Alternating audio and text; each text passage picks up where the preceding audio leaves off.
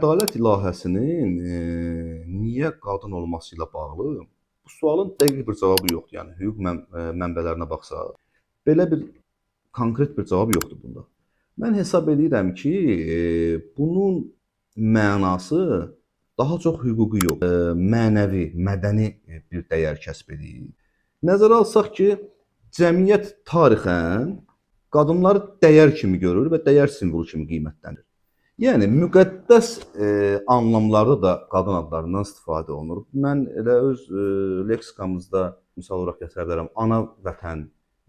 Biz əgər burada bu sualı bu cür qoyuruqsa ki, ədalət ilahəsinin qadın olmasını, biz onda bunu qoyuruq. Niyə ata vətən yox, ana vətən? Və yaxud da ana dili.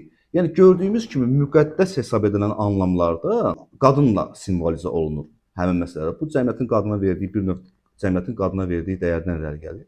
Hesab edirəm ki, bunun da mənası sırf hüquqi deyil, eyni məntiq kəsb edir.